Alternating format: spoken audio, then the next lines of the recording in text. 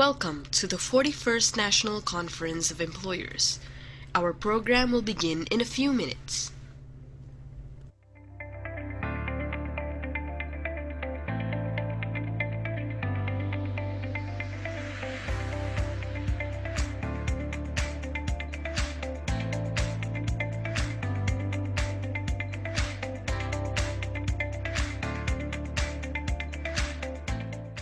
NCE 41 is made possible by the following sponsors.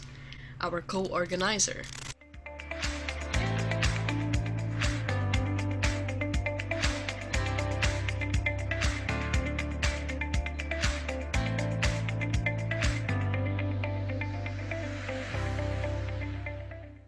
our gold sponsors,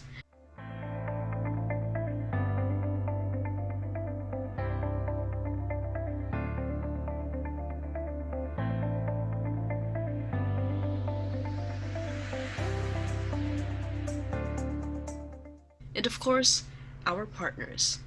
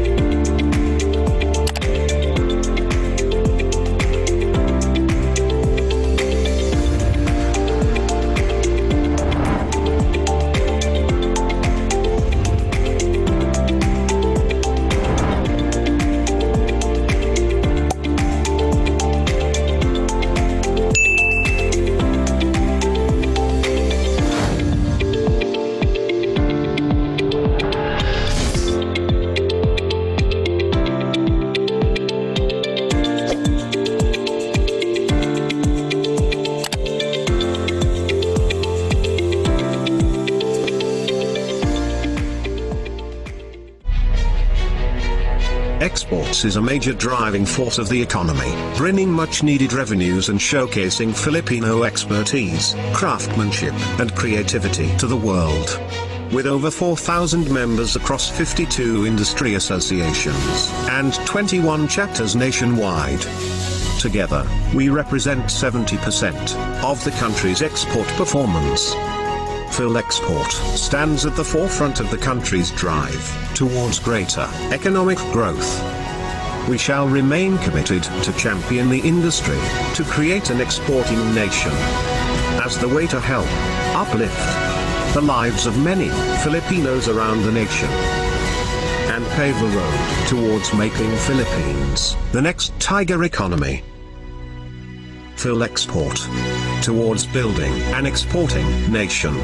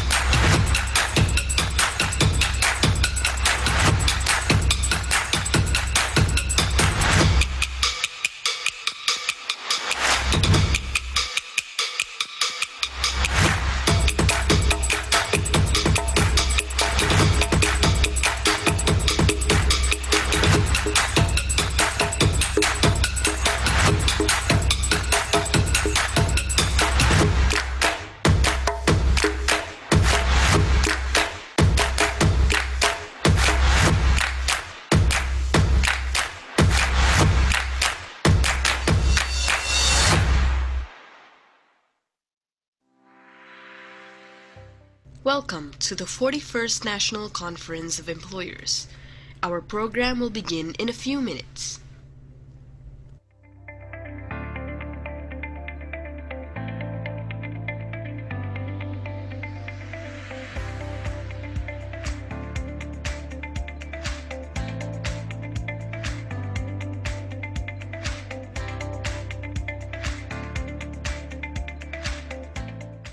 NCE 41 is made possible by the following sponsors.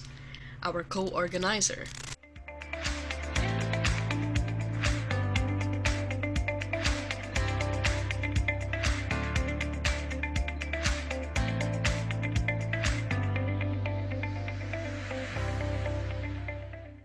our gold sponsors,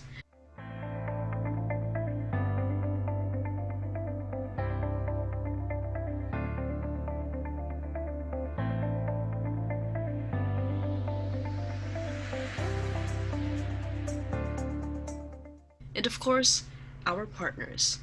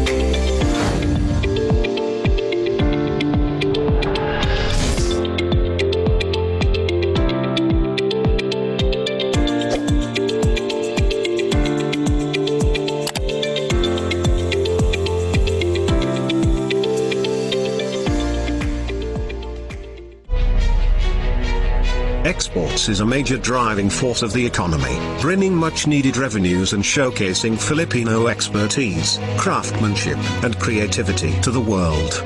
With over 4,000 members across 52 industry associations and 21 chapters nationwide. Together, we represent 70% of the country's export performance. Philexport stands at the forefront of the country's drive towards greater economic growth. We shall remain committed to champion the industry, to create an exporting nation, as the way to help uplift the lives of many Filipinos around the nation, and pave the road towards making Philippines the next tiger economy. Philexport, towards building an exporting nation.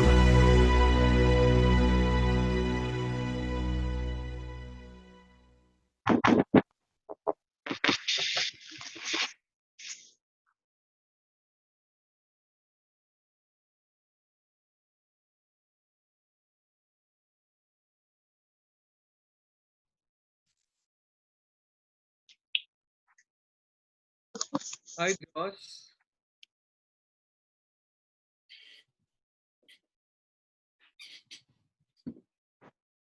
Hi, Josh. Hey, good morning. Good morning. Good afternoon for you, Ron. Yeah. Good to see you all. Hi, Nasreen.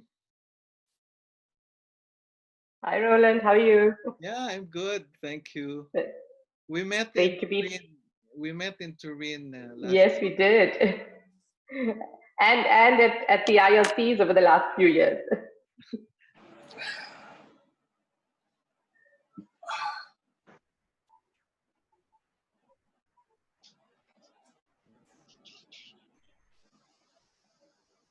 Hi, good afternoon, Jos and Nazreen. Hello. Hi. Hi, Jos, I just wanted to clarify, how do I pronounce your name? Is it Jos or Jos? It's Jos. Jos, right? Because it's Dutch. So I had to clarify in the office. Yeah, Jos. Okay, just wanted to make sure I pronounce it correctly. Yeah. It's well, I listened to everything, but it's Jos. Yeah. Thank you. Okay, sure. Thank you. Nice to meet you. Nice to meet you. Hi, Jeanette. Hello, Nazreen. How are you doing? Good, thanks. And you? I'm really good, Hi. thank you. Hi, And Jeanette. hi, hello, Yeah. Mr. Sayo. How are you? Yeah. Hi, Jos. Hi, Jos. Nice to meet you, Jos. Nice to meet you, Antonio. Hi. Yeah. Very good to see you. Yeah. Thank you. Same here. Likewise. Thank you. This is the first time live, isn't it? Nazreen, excuse me. So do I say GAN Global? Would that be the way You can say GAN Global is fine. Yeah, that's how we know. All right. Thank you. Thanks.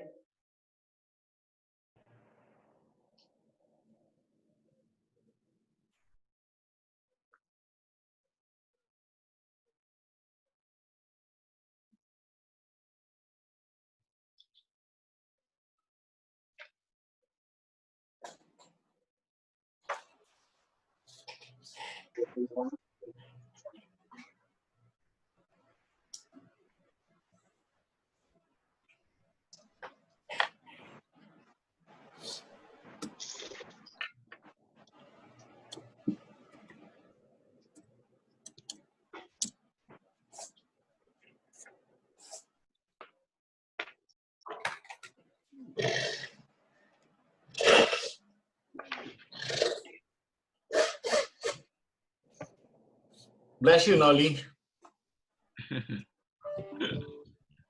Bless you, Nolly. Hi, Anton. Happy birthday.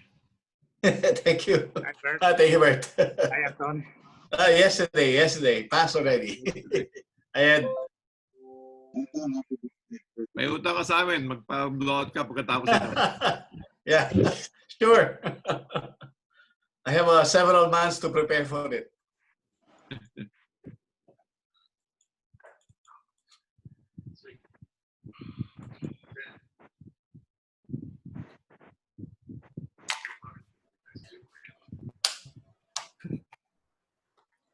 Happy birthday, Anton. Hi, Carl. Thank you. Yeah, I got your message also. Thank you. Right. Yesterday, finished already. Finished.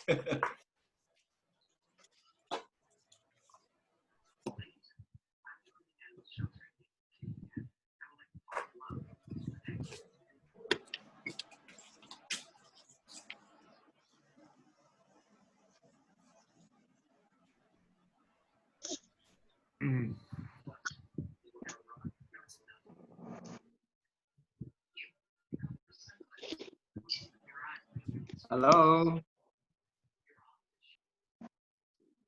Hello. Hello. Good afternoon, Mr. Cristobal. Good afternoon. I know that Mr. Jos is not Mr. Jos. It's Jos. Yes, yes. Isn't it Jos? Jos?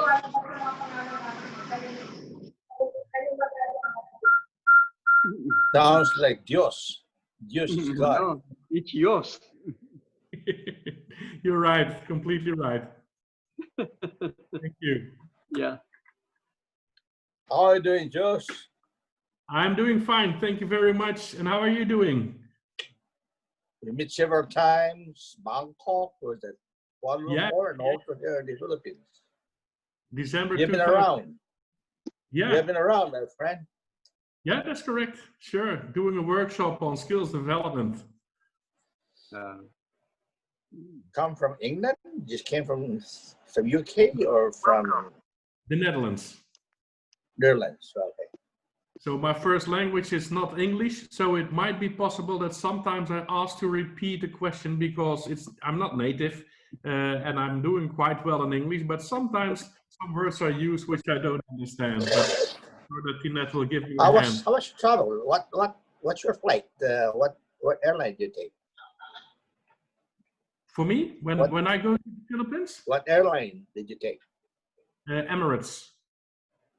The Dutch airline? No, Emirates, from Emirates.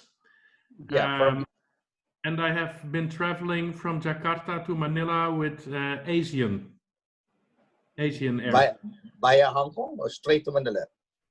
Straight from Jakarta, first from Jakarta to Manila, and I have been having a direct flight from Dubai to Manila with Emirates, I guess. No requirements for quarantine, I hope. Yes, I'm South African, so I can use my Afrikaans to translate for you. Okay. You speak some old Dutch, some South African? Well, Afrikaans is based on Dutch. So the early Dutch settlers who arrived in South Africa for 1650 thereabouts. Oh yeah. And English is only the 4th or 5th most spoken language in South Africa. Yeah, I know. And some South African words, they're really funny in our ears. It's been evaluating over the last 5 centuries in another direction. We've taken liberties with the language. But we recognize it very well. And it sounds very sympathetic in our ears. So that's good. We managed to make our way through the Netherlands, and even with some of the German, there's some words that are familiar to us. I can imagine. They are our neighbors. I was in Germany yesterday. It's very close. I live very close. I have some family living there. We speak another language, but we 70%. One thing for me.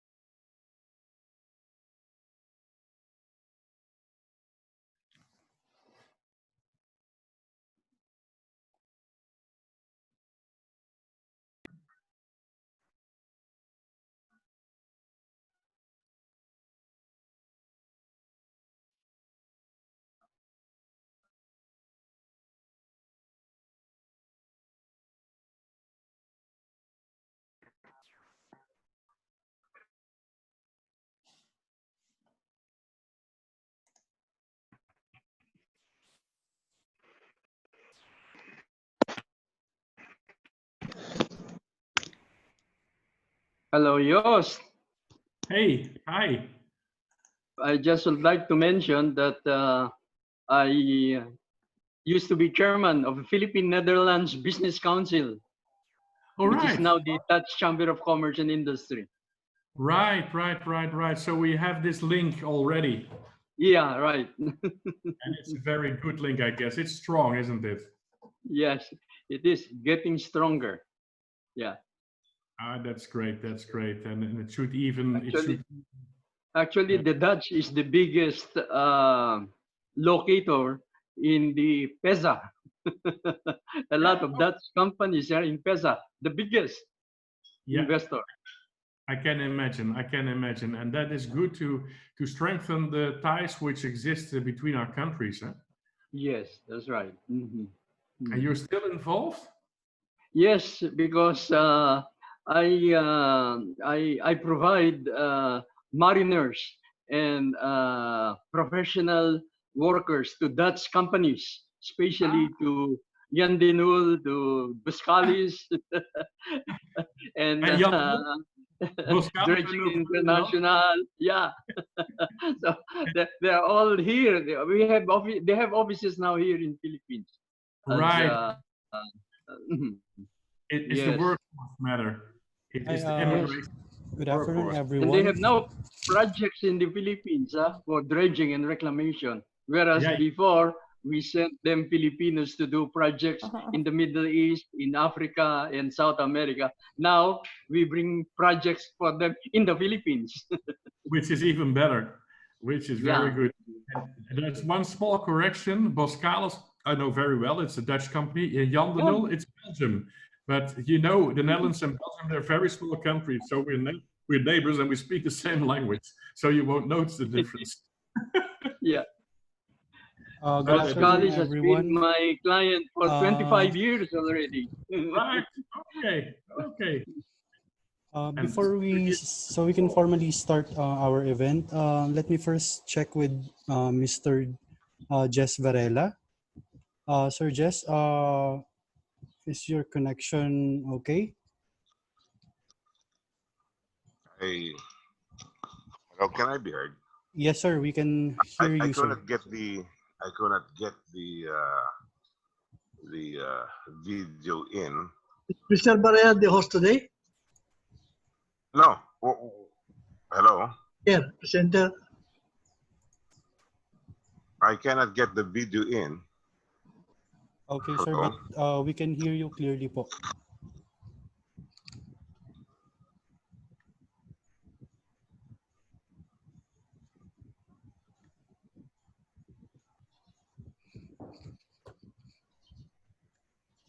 Miss Tinette? Okay, all right.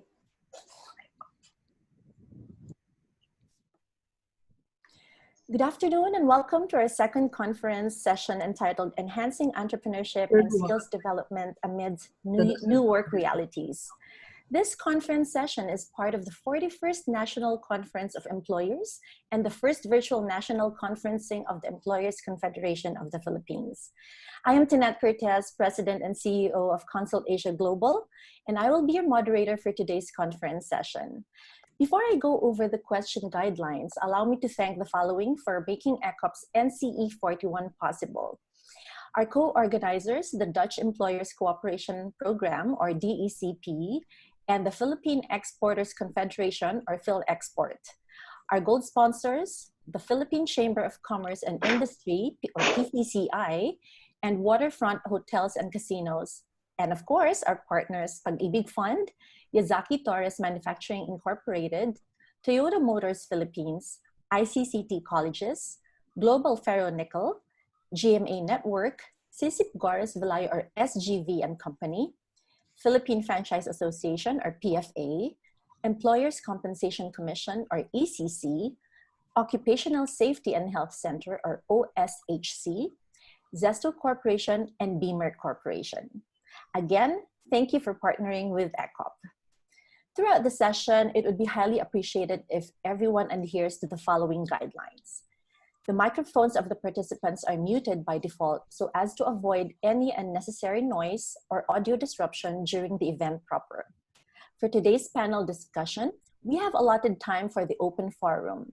If you have any question, kindly click the Q&A icon on your screens and indicate which speaker you intend to respond to your question. Okay. And then raising of hands via the app shall only be entertained if there is still available time. All unanswered questions will be forwarded to the speakers for their replies, and we will send the responses to all participants via the email address provided at the registration page. If you experience any trouble using Zoom, please leave a message at the chat box, and our staff will gladly assist you. To formally welcome us to the conference session and deliver the session overview, may we call on ECOP Vice President, Mr. Jesus B. Varela, to deliver his opening statement.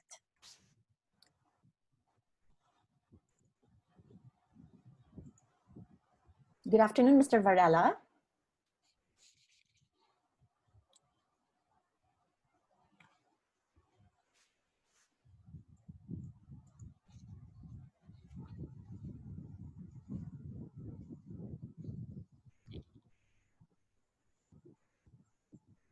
Okay, good afternoon, Mr. Varela.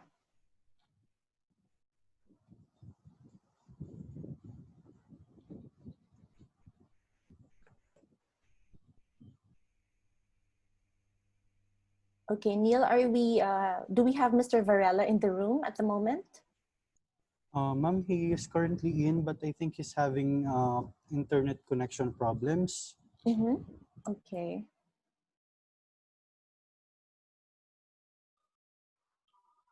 Good afternoon. Good afternoon, Mr. Varela. I am sorry about these technological problems that I'm having.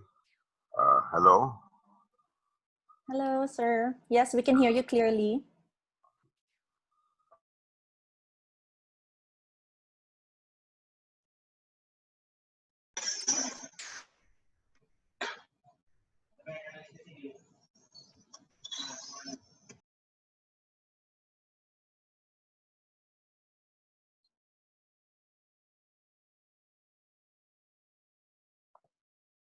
Hello?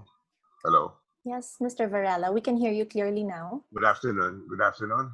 Welcome afternoon. to this session for the Digital Agile and Yes, Resilient. you have no visual. Hello? I could not get it through, Mr. Ortiz. Hello? Sir, we can hear you clearly, but you can proceed with the opening statement and session overview. The months of lockdown due to COVID-19 gave many Filipinos a glimpse of what our operational modes in business and employment are all about, and how we can take advantage of the awareness of the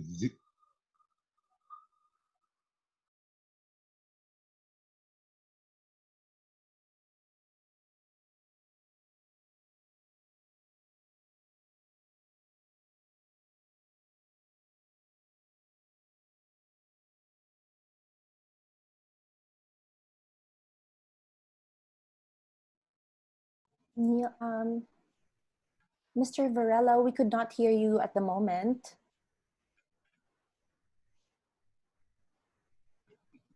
I believe that Mr. Varela is currently having technical difficulties. Neil, is there a way that we can assist Mr. Varela to work on his audio? Yes, ma'am. We're trying to troubleshoot his internet connection issues. Okay. Please ask him to use his cell phone, cellular data rather than going through internet.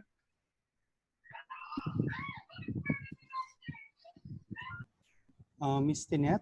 Yes. Sir, because of the internet connection difficulties of Mr. Varela, yes, Mr. Jose Roland Moya, our Director General, will be reading his opening statement and session overview in his behalf. Okay, sure, certainly. Okay, so thank you for that, Neil. And at this point, we'd like to present to you our Director General for ECOT, Mr. Jose Roland Moya. Mr. Moya, good afternoon.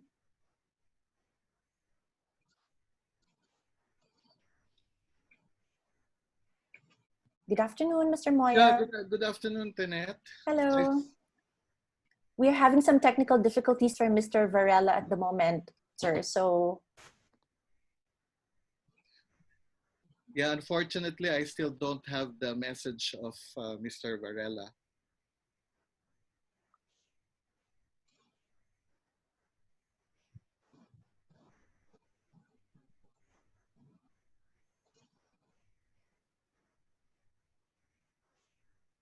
Why don't you just talk your welcome remarks, Roland?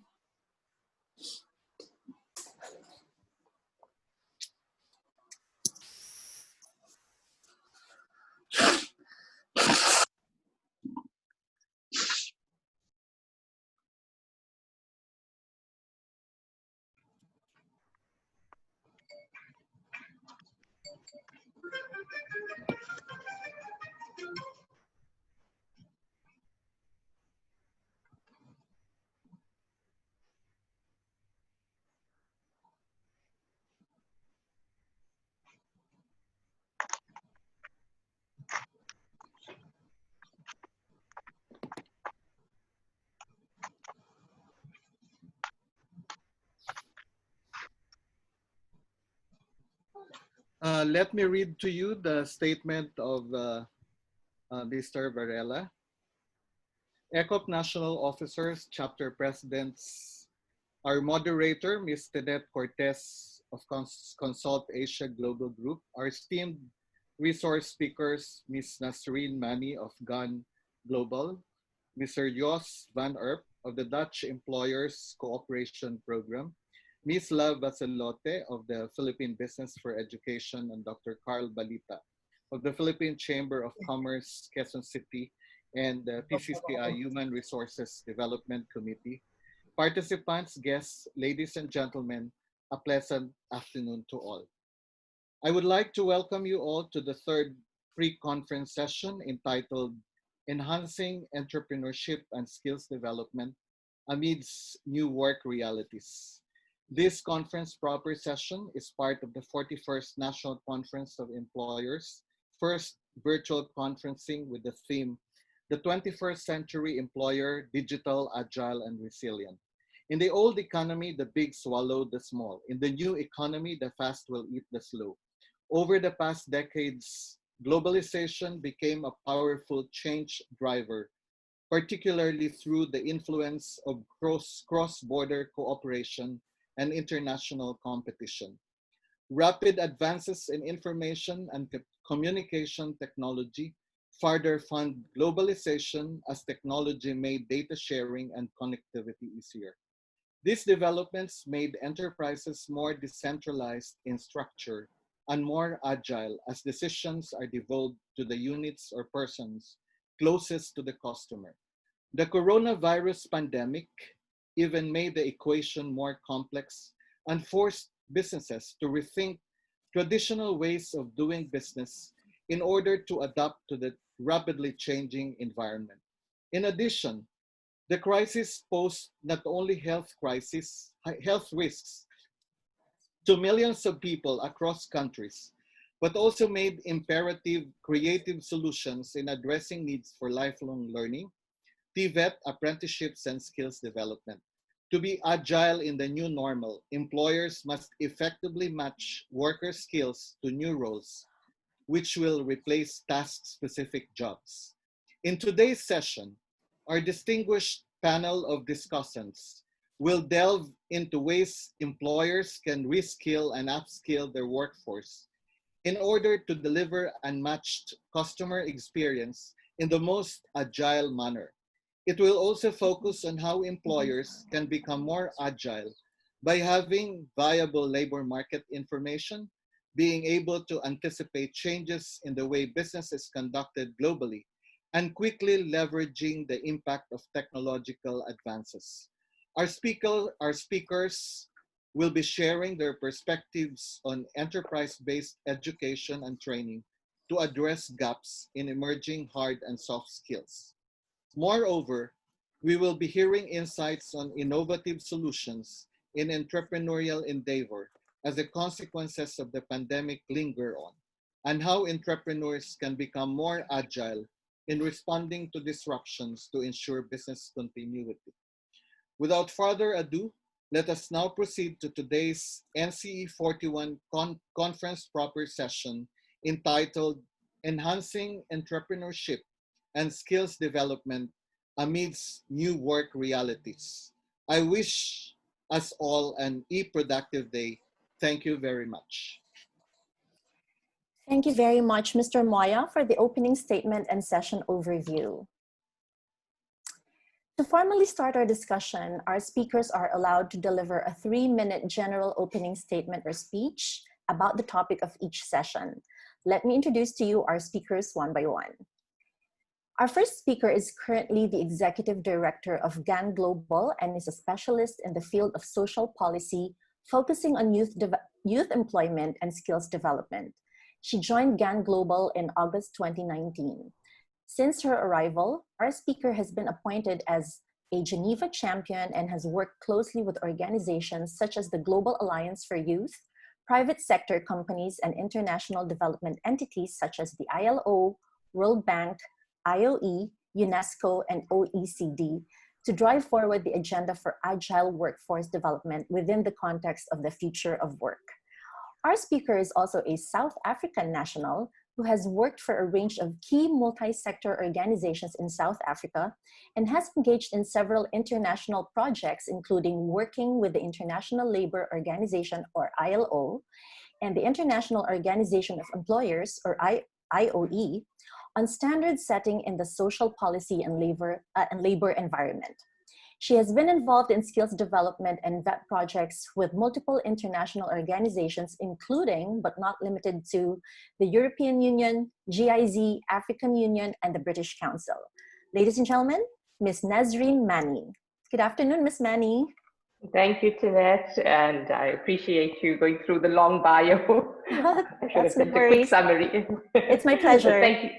Thank you. Thank you for the opportunity, and good afternoon to all of the members and participants. It's a great opportunity for us as GAN Global to be present today and to speak about our work. And I think to start off with, I want to say that the theme of the Employers Organization Conference for this year around digital, agile, resilient, and the policy space is really what GAN is about, but in the space of workplace development and workforce development. GAN was established in 2013 as an outcome of the last global financial crisis. And the point of the Global Apprenticeship Network was to address chronic youth unemployment and use apprenticeships as a pathway into the labor market. And I think in 2020, I don't think anyone expected that we would be in such a similar place once again. And I think the need for organizations like the Global Apprenticeship Network is so much more important today.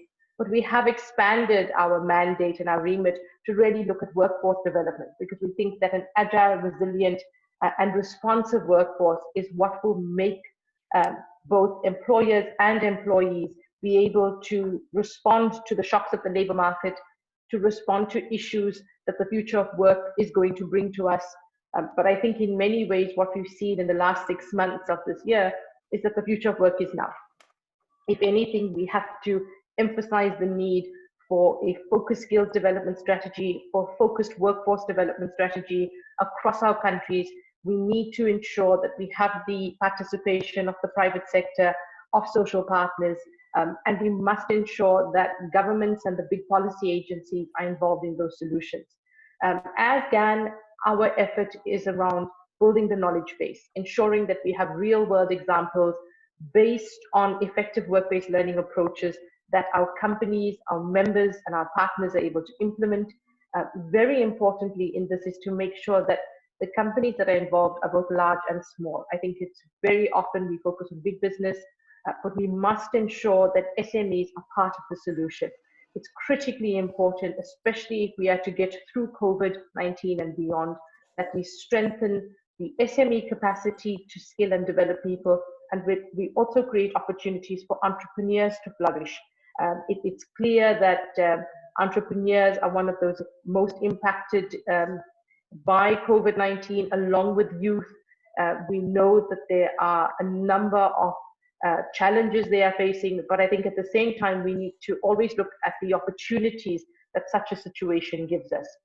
GAN is a member-based organization. We focus on working with companies, with employer federations, with partners at an international and local level. And the idea is that we create linkages between the world of work and the world of education. We have to build those alliances. We have to ensure that the private sector is part of the solution in vocational education, for example. That means ensuring they input into curricula, that we get the right level of trainers' skills, that the in-company trainers have the appropriate level of knowledge and skills. And very key to what we do is ensuring that we can create opportunities for all segments of the workforce. And I think, again, that is very important in what we're seeing at current times. We have to make sure that we build resiliency amongst the skills in the workforce, from blue collar, lower level skills, right through to management skills. And the idea of empowering people and promoting work-based learning is what GAN is here to champion. And I think, if anything, my message to you and your members today is that as business, we have a responsibility to lead the skills agenda, but we must also work with government and our policy-making partners to ensure that we create responsive and enabling frameworks within which the skills development can take place, but also where entrepreneurs can grow and thrive. As GAN, it's very much about shaping policies, about peer-to-peer learning, thought leadership, which is based on creating an evidence base. So through our 16 country networks, 5 of which are in the Asia Pacific region, we do in-country projects. We create this environment, this framework that we're talking about with country partners, working with government partners, working with private sector, working with the vocational education sector, partnership cooperation, testing the solutions, and then sharing that evidence is critically important. And finally, but not least, is this need for CEO leadership. And I think, speaking to an employer organization, I think this is most appropriate today, that each one of you need to champion the cause. You have a role to play as industry leaders, those who are ahead of the game. You're seeing trends emerging, you're seeing the shifts, and how can you take responsibility as employers to drive this agenda? So if I can leave that there, and I know we're going to have more discussion during the course of the next hour and a half, and I look forward to engaging on this topic. Thank you very much. Right. Thank you very much, Ms. Nazreen. And we're very, very excited to learn from you this afternoon. So yes, okay, so our next speaker studied the French language and holds a master's degree of economic geography. He worked for 20 years in a large Dutch multinational company. He conducted labor market research and developed concepts to bridge the gap between the changing company's needs and the educational system. Together with researchers of the Maastricht University, he set up programs for lifelong learning. In 2008, he joined the largest employers organization in the field of technology in the Netherlands and contributed to the National Human Capital Policy. Our speaker now works as the Deputy Director and Special Advisor for DECP, or the Dutch Employers Cooperation Program. Teach what you preach is his slogan. In addition to his job, he's teaching business development, group dynamics, and intercultural management at several universities of applied sciences in Belgium and France. He published several articles and books on organizational learning. Ladies and gentlemen, Mr. Jos van Erp. Good afternoon, Mr. van Erp.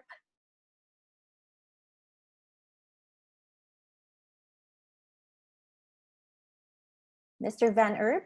Yeah, I was Hello. muted. I'm sorry. Now you can hear me. I'm shorty net, eh? No worries. You can hear me? Yes, we can hear you clearly, sir. Okay, great. Well, first of all, thank you very much for inviting me to this highly interesting topic. And all the way from the Netherlands, I'm honored to share my insights and experiences with you, because most of them are global. Having worked for a Dutch international company, I already learned a long time ago that most challenges in the field of skills development, they really are universal. And sharing 4 years of Dutch Employers Cooperation Program with a lot of partners all around the world has still confirmed this insight. I prepared some slides which you might not be able to see, but I can talk about it, and I will talk about it. First of all, if we talk about skills development, and I prefer to say competence development, but okay, it's in the word. It always has been crucial, and it will be even more crucial to pay a lot of attention to this issue over the coming years. as the world is changing rapidly, I really I took some notes when Mr. Roland Moyer was speaking, when he said, now we see that the fast will eat the slow.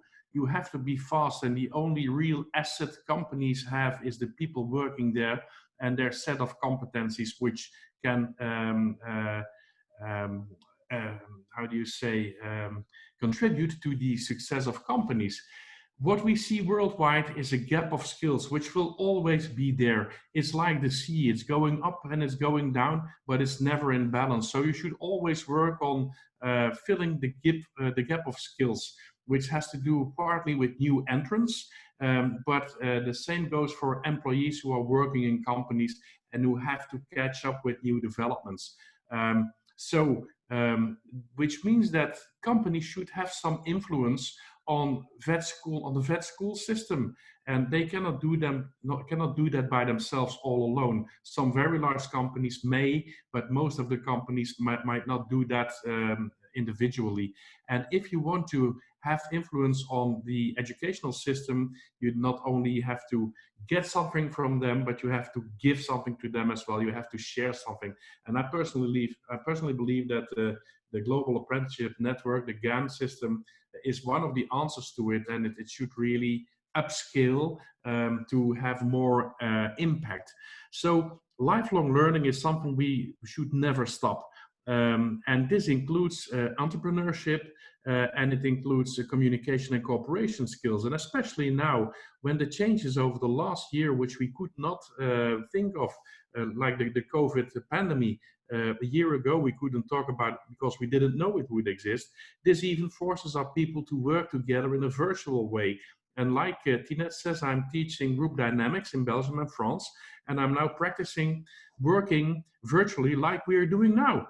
And it was my pleasure attending the national conference of ECOP 2 years ago in Manila, but now I'm doing it in my home, and the impact should be more or less the same. And the things we need besides technological working things like IT and so on is the skills to listen, to participate, and to find solutions to main and to major challenges. Now, I think that employers can influence the quality of their most important asset, like people, is the people, by sharing responsibilities with employees.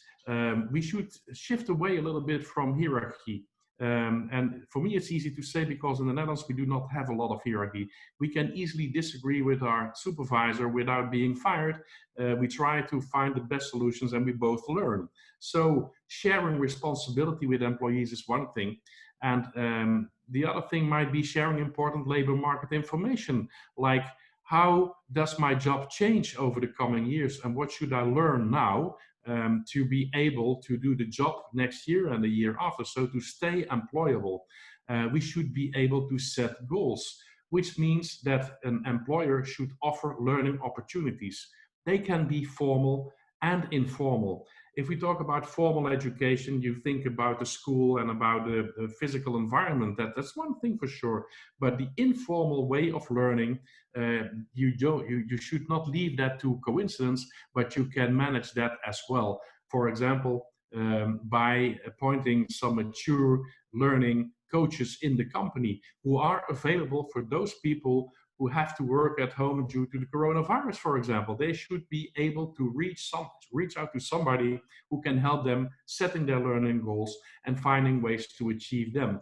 So a learning culture for me is key to solutions. And a part of that learning culture as well is our apprenticeship programs and internship programs, which should not be cheap labor work, but which should contain training sessions and training development processes which add value to a learning process. Now, employees should be involved in these challenges. They should know about the challenges which they have to face, like the company. And so mature learning coaches should be part of the working force in the company. I think that employers' organizations can deliver expertise or develop expertise in several fields to make this work. like delivering labor market information, for example, which is not done by individual companies generally, and especially not the smaller ones, but employers organizations can do, and they do. They have important networks of stakeholders, like their discussions with trade unions, with the government, with schools, etc. And so they have access to the players in the field of skills development, and they have access to international advisory bodies and funding. So, but they do not have unlimited capacity. So they should be able to mobilize the capacity of their members, because there are a lot of member companies who can add something to these kind of processes. And the employers organizations have experience in social dialogue and lobbying and advocacy towards the government and together with trade unions. So they could be the engine of changes and of developing the learning culture in individual companies. That basically is, let's say, my belief at this moment. And not only this moment, I developed it over a long series of years. So that's my contribution to, let's say, my pitch to open this discussion. Thank you very much. Thank you very much, Mr. Van Erp, for that great opening remarks. And again, we're also very, very excited to learn a lot from you this afternoon. Our third speaker is a human capital development and education specialist with significant experience in nonprofit management, program management, public policy, and communications. She's currently the executive director of Philippine Business for Education, and she is an independent director of a fintech startup. She has a master's degree from Harvard University and bachelor's in political science from the Ateneo de Manila University. Ladies and gentlemen, Ms. Love Basilote. Good afternoon, Ms. Basilote. Hi, Tinette. Good afternoon. Thank you, our friends at ECOP, for having me this afternoon. It's always a pleasure to be part of the discussions in this group. I have some slides, so I will share them. I promise I won't go over the 3 minutes allotted for me. So let me just start by saying that there is growing consensus that the world of work is changing. The previous speakers talked about this extensively. And trends that we have been seeing in the past couple of years have been accelerated and compounded by technological advances and also this pandemic. To build a better, more resilient and prosperous normal for all, we at the Philippine Business for Education believe that we need to invest in the skills of our people. And we do this by synergizing industrial strategies and skills development. There has to be an alignment between what employers need and what our school systems provide or produce. Specifically, we at PBED think that industry has a role to play in 4 different aspects. That's what you see on your left side of your screen. Yos and the lady from GAN, I forget, sorry, her name, talked about a lot of these things. But if from our perspective, we think that really industry has a role to play in labor market intelligence, in the development of skills roadmap, because currently in the Philippines, it's being conducted by educators, and industry does not have a very strong voice in this particular regard. And we believe that employers really should take the lead in developing these roadmaps, because you have greater insight as to where your industry is going. And then communicating this as we map out career pathways. They say that an 8-year-old today will have at least 8 careers in his or her lifetime. So how do we kind of help our children navigate this very changing world of work is something that industry also can have a role to play in. And partnerships has been mentioned, but in terms of lifelong learning, we really need to get the support of government, industry, and academia in making sure that there is a soft and smooth transition between school and work. Currently, we are implementing a couple of initiatives at Philippine Business for Education around these 4 themes. First Future is a project that we are doing with the support of City Foundation. And here we provide immersion and employment to senior high school students in partnership with our partner companies in the contact center industry. We're also in partnership with Accenture's Skills to Succeed, wherein we offer remote employability skills training to out-of-school youth. And then our biggest project to date is funded by the United States Agency for International Development, or USAID, and that project is called YouthWorks. Here we aim to provide remote or blended tech talk training to 6,500 out-of-school youth all over the country. I'd be very happy to discuss during the Q&A about these initiatives and these broad themes. I look forward to the discussion ahead. And just in closing, let me just thank again ECOP for having me this afternoon. Thank you. Thank you very much, Miss Love. Okay, so yes, and we look forward to hearing more from you later. Okay. Last but definitely not the least, our 4th speaker for today is a multi-awarded entrepreneur, media personality, and professional. He holds 3 professional licenses, a master's degree, a Doctor of Humanities, and Doctor of Education from the Pamantasan ng Lungsod ng Maynila. He has executive education in international management from Stanford University and National University of Singapore. He is a certified franchise executive of the International Franchise Institute USA and a fellow in entrepreneurship of the Royal Institute Singapore. He is a multi-awarded media personality for his program Radyo Negosyo of the ABS-CBN for 20 years. He is the national chairman for basic education of the Philippine Chamber of Commerce and Industry and chairman for conventions of the Philippine Franchise Association. He is chairman emeritus of the PCCI Quezon City, and he is a best-selling author and a movie and record producer. He is president and CEO of the Philippines ISO Certified Review Center, the Dr. Cal Balita Review Center, and chairman of Mahalta Resorts and Convention Center.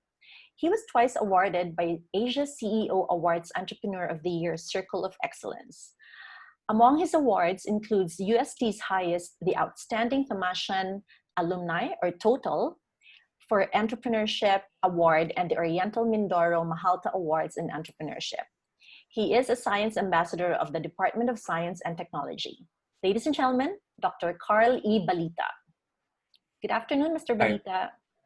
Good afternoon. Good afternoon. I'm glad to be here. Thank you for being virtuous, and victorious with you. Thank you very much, ECO, for this opportunity to be part of this conversation. I'll tackle on the first word, the second word in the theme, which is entrepreneurship. And I am coming from a 20-year experience interviewing entrepreneurs in the Philippines, and going through that experience of talking about entrepreneurship when not a lot of people are talking about it 20 years ago. But things seems to have changed recently, especially that the MSME comprised the greatest number of businesses in the Philippines. And it seems to me that most recently there is a need for some entrepreneurial revolution. And indeed, if this is a revolution, then our employers need to engage the army of entrepreneurs from among the people who are actually on the ground. And let me echo out the statement in 2012 in World Economic Forum that really there is a call for entrepreneurial revolution to fix social and economic problems. And they are known for creating new ventures that relatively creatively solve problems. And this is one competency that we might want to push, if only we want really some actors, action-driven people in our engagement. But looking back in history, if I may just journey you through history, that word entrepreneurship came in 1800. But in the Great Depression of 1929 to 1939, in over 10 years, it's in that period that the theory of economic development cited that entrepreneurs are drivers of change and progress. And even the Economist newspaper in 1977 or 73 echo the coming entrepreneurial revolution. And just come to think of it, how much more this COVID could have changed the landscape of entrepreneurial competencies required of people. Let me just present to you some observation of the entrepreneurial trend post-COVID. The first one is you would notice a lot of entrepreneurship for survival. And this is making a lot of necessity-driven entrepreneurs resulting from having to earn and having to do something in the lockdown.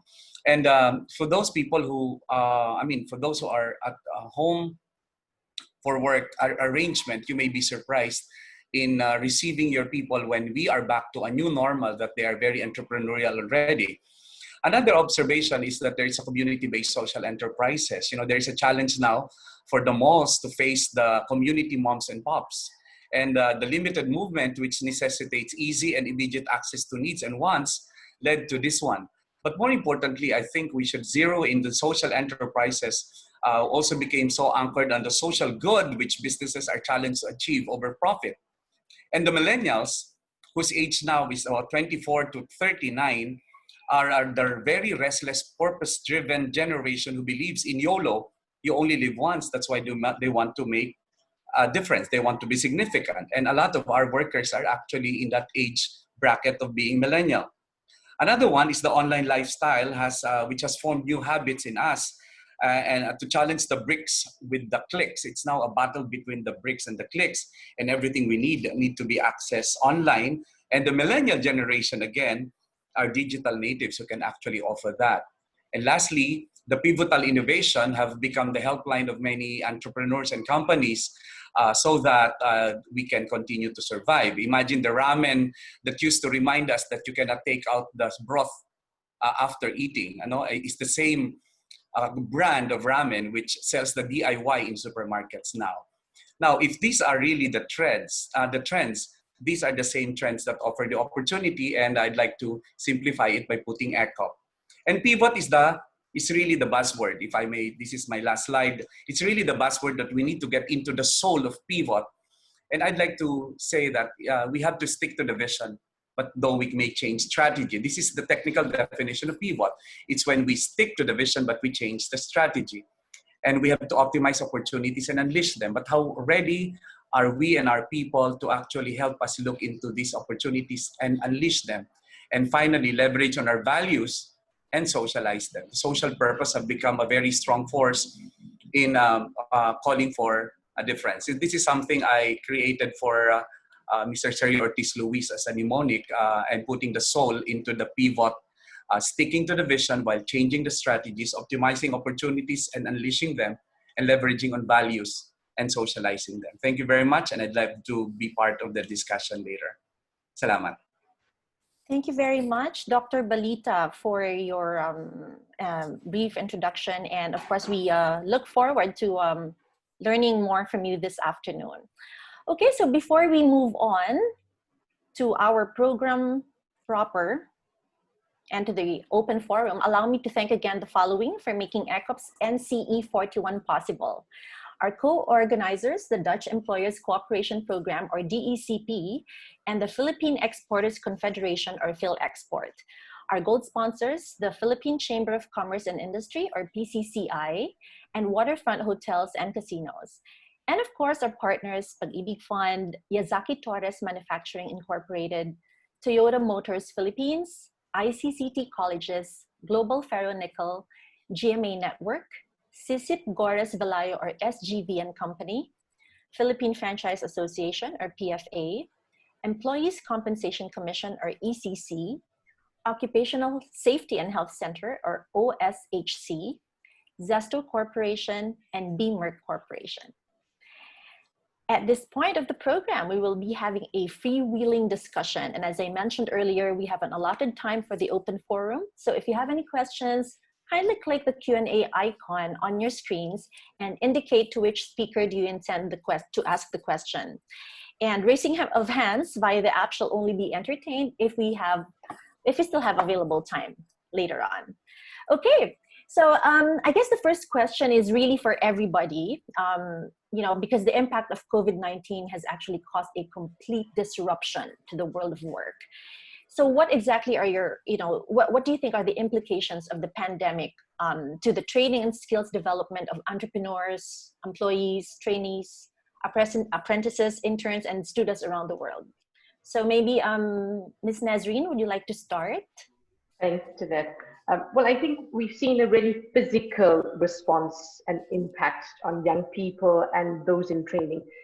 GAN was involved with the International Labour Organization in undertaking a worldwide survey of more than 1,000 plus enterprises, from large business to small business, and some really concerning facts that came out and statistics that have come out.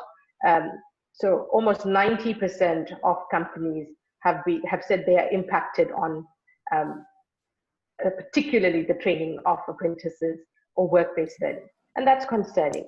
The most concerning number is that 30% of these entities believe that they may not resume their training. And I think for me, that's the most important number, because we cannot afford to stop training. If anything, now is the time when we need to accelerate our training. And I think what has been useful for us in the last few months is also seeing how responsive organizations have been. So even where training has been impacted on, those 70% of organizations that will continue have now found innovative ways to do it. So early adopters for dual learning, for digital skilling, are seeing the benefit of that investment. Many companies have tried to continue even apprenticeship training. And apprenticeship training traditionally has been on-site in the workplace. So we're now seeing some interesting models around simulation, around different methodologies. I think also what is important at this point in time is how embedded have those softer skills been in curricula. We always talk about soft skills, problem solving, resilience, things, critical thinking. And I always say, and those who know me will know, I say soft skills devalues the importance of that training, sometimes the word soft, because those are really fundamental, foundational skills. And if we ensure that those are embedded in curricula, we can also make our learners more resilient to shocks such as we've experienced. I think what I take out of it is a study that, again, member the ADECO group has undertaken, and I shared my slides with the ECOP team, and I've asked them to share with participants after. And some of the new realities that we're seeing is this idea of hybrid working. So there really will be a transition to not being in the office 100% anymore. That will also impact our training strategies. So how do we customize training to ensure we can deliver in different ways? This idea of the end to 9 to 5, as much as it's a normal work day, in many cases, it's also a normal training day for those of us who are involved in training, are involved in skills development, whether as deliverers of delivery partners or as recipients. So how do you manage training delivery so that you can access learning at all times? Microsoft's a big partner of the GAN. They've been innovative in some of their platforms by even making training accessible offline. Because I think the other challenge in this whole digital skilling discussion is, what do we do with those who do not have access to the internet, who do not even have access to infrastructure such as electricity or hardware and software? How can we ensure that even these marginalized groups aren't left further behind? So there are a number of issues at hand. I think I take heart from organizations such as ourselves, such as yourself, employers who are being proactive like ECOP, trying to find solutions. And perhaps I can hand over to the next speaker now. Wow. Yes, definitely. Thank you very much, Miss Manny. Wow, you've mentioned about soft skills, and I agree with you that sometimes people are not very, they don't give much importance to it, as they give more importance to hard skills or technical skills. So I think this is the right time to really invest in soft skills training for the employees. Thank you very much, Miss Manny. How about you, Mr. Van Erp? What have you got to, say about this whole, the implications? Well, for me, to add something to what Ms. Manny has been saying, we have to discover new ways of learning and teaching. And We all have been, and that's worldwide actually, we all have been affected by the COVID thing. And so the learning issue it's still very important. And like Ms. Manny says, we cannot afford to stop training. So what we have to do is to develop new ways of teaching. And one way or another, it could be concentrated between 9 o'clock and 5 o'clock. But to give you a personal example, I have been teaching over the last 15 or 20 years in Belgium and France, part of my time, going there and being with the students from 9 to 5, you know.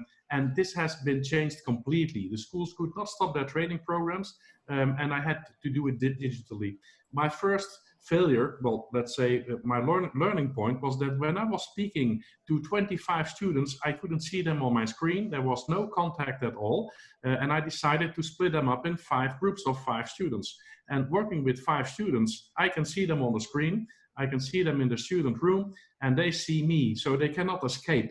And if we shift to this soft skills issue, and there I agree, soft skills are very hard, you know. They are not soft, they are not a second thing or something like that.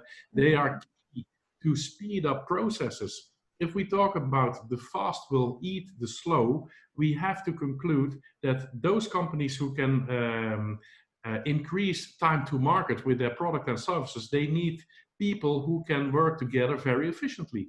Now, if we teach efficiently through virtual means, we should change the system. I'm not selling my system, but my system at least is based on the fact that people only have an attention curve of about 15 minutes. So I teach my students, the 5 students only, for 15 minutes, then send them an assignment to do by email, and I come back to them 2 hours later, and they have to get ready for something. And if we talk about attitude, things like that, if we have the agreement that we start at 9 o'clock in the morning, the first bunch of students should be there at 9 o'clock in the morning, and not being very sleepy, but being awake and full of energy, you know? Now, if we translate this to the training thing of employees, I think that some things are very crucial, but they should have direct access to somebody who is their learning coach, who can be a mature person in the company, which is not strictly related to and restricted to large companies. Even small companies can have a mature learning coach. And if we talk about soft skills, which are, for example, embedded in problem solving, problem solving has to do with brainstorming, finding causes for the problems you have, brainstorming on possible solutions, brainstorming on how realistic some solutions are. This all has to do with soft skills. So we need, let's say, to redesign training methods, but at least individual companies should develop what I call a learning culture. And there's a lot of criteria to define a learning culture, but every company can do it, even a very small one. But they should open their doors to interns, even if they are not there physically. Okay, thank you very much, Mr. Van Erp. And yes, and usually, especially here in the Philippines, we have encountered some companies who would actually slash off their training budget for the rest of the year because of the pandemic. And it's always training that suffers, you know, and but as you said, you know, it's really all about discovering new ways of learning and teaching as well. So this is a challenge for all employers these days. So thank you very much for that, Mr. Van Erp. Ms. Basilote, would you like to share some of your insights? Sure, thanks, Danette. I just want to say that we're all kind of making sense of the pandemic as we go along, you know. But I'd like to maybe go back down history lane, because Dr. Carl said this in his opening remarks. In previous recessions, during the 20s, you know, the Great Depression, in 2008, the Great Financial Recession, what actually brought these societies out of those particular difficulties was their investment in their people.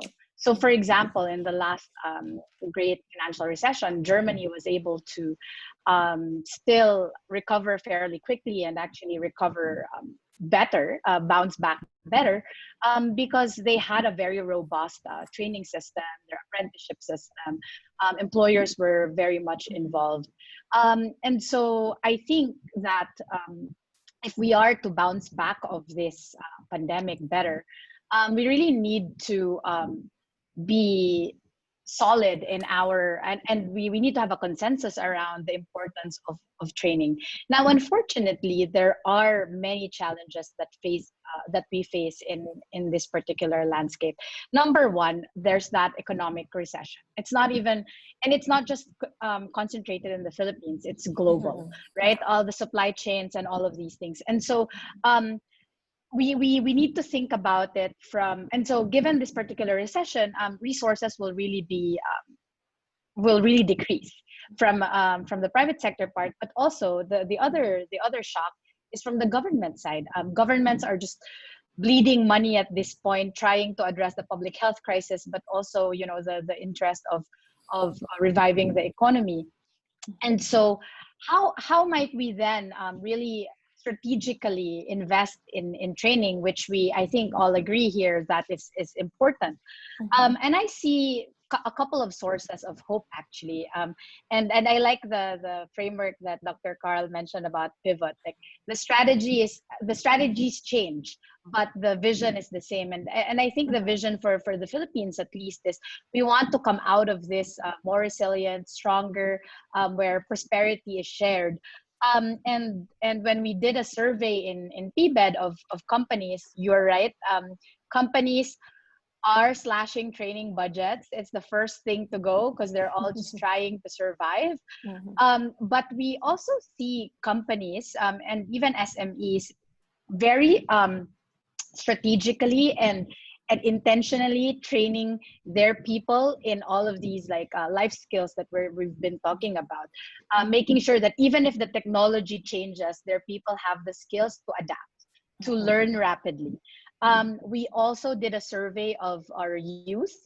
There were about 600 respondents in our survey, and many of them are very interested in learning, in rejoining the labor market, upskilling themselves. And so there is interest in both the private sector and the youth in really investing in our people, not just the current people in our labor force, but the ones in the future. So if we can, I think together come up with a framework so that we can actually reach this vision, even though the strategies may have changed, I think is a good way forward.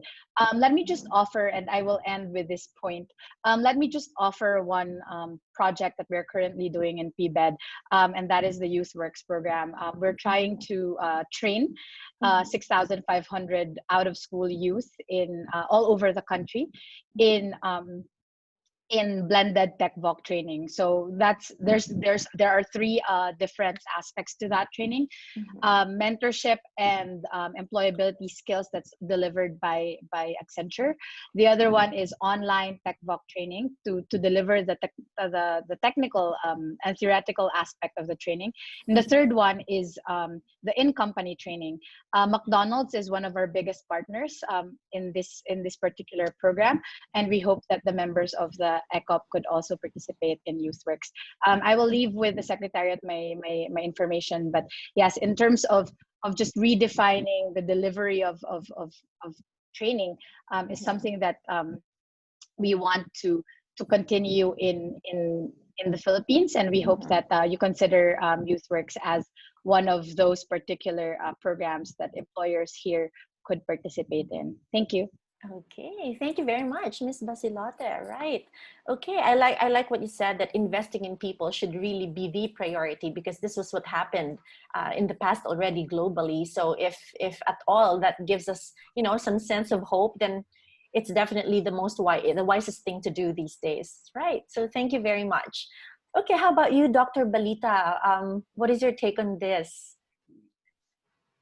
Yeah, I'd like to look at it in a very positive perspective. But before, first and foremost, I think the best lesson we can derive from COVID is the humility of humanity. You know, humility of humanity, that no one is an expert here, and no one is good enough. No one has experienced this in the recent history. And such challenge of survival is the biggest challenge. But, COVID, I think, accelerated our coping with the Fourth Industrial Revolution in terms of education. I mean, even online banking had been here, but a lot of people in the Philippines did not go into it. Virtual learning had been here, and many of these had been here. And now that we have no choice but to actually get into it, then we are forced to good and to embrace the opportunities of the fourth industrial revolution. I think that's the first thing we have to do. The second is if we want really to even talk about training, we have to talk about survival. And such survival is anchored on how do we mitigate the paranoia of the people, the fear, the many misconceptions and so on. Because for as long as our business is dead, there's no training we're talking about, and there's no employment we're talking about. So making this business survive the crisis is the challenge, and such challenge can be addressed by the business sector itself, trying to educate its customer, it's the consumer, so that they can gain some confidence in going back to business with us. That's one. On the number three is I think we have to revisit the 21st century competencies that we had long been talking about, because this pandemic made us realize that many competencies were not there, even in the drawing board of the outcomes of the education we have been talking about. Now, where is this agility now? I mean, where did that come from? I mean, where was it when we were talking about educational outcome? The readiness to change, the self-reliance, the ability to self-evaluate and conduct self-assessment, the ability of personal self-learning, the interdisciplinarity. Where are these when we were drawing the outcomes of what supposed to be were 21st century competencies? Where is financial literacy in the first place that tried to teach us to survive with 3 months savings so that we will not die in 3 months having not to earn, not having the ability to earn? That used to be the formula of financial literacy, but now we're on the 5th month of our quarantine. So many should be dead now, if not for, in Filipino, if I may share with our foreign delegates or friends, initially we had the tiis, we were patiently waiting, we call it tiis, and Filipinos would like to use words that are combined. Tiis, that was the first response. The next was para-paraan, we were trying to do something, make the use of anything. And later on, we are now in the discarte, and these are all competencies that may not have been in the drawing board of our outcomes in education, which is now what's keeping us alive. Okay, and next is, my concern is the digital divide. In the delivery of education now, in the new normal, my concern is the digital divide. What module are you talking about? What curated material are we talking about? When even even our opening remarks cannot connect. And that's already Attorney Varela who cannot connect with us. What are we talking about in terms of being able to deliver? The digital divide will increase the gap of education between the rich and the poor. And that's why, as far as I'm concerned, I'm very optimistic that there's going to be a remarkable and a very surprising collaboration between the rich and the poor, collaboration between the private and the public, and it's happening now on the ground. And I'm sure Ms. Love would agree with me that there are so many movements happening now. Young children now are launching programs so that their old gadgets can be donated to poor communities, things like that. Humanity will be surprised with the willingness for an equitable education.